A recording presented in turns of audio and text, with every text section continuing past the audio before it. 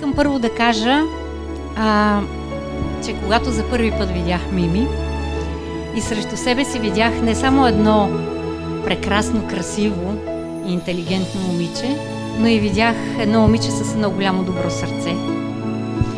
И за мен Мими е едно истинско съкровище.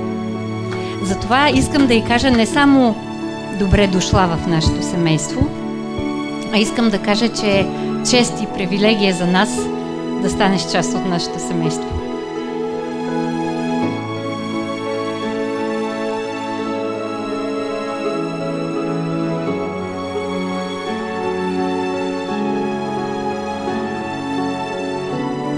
Когато Марио ми каза, че смята да предложи на Мими и видях неговото вълнение, неговата любов, искрите,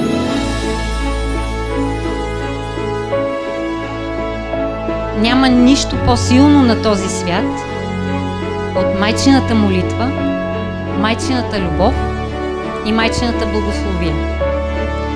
И затова в този момент аз искам да използвам и да ви кажа благославям.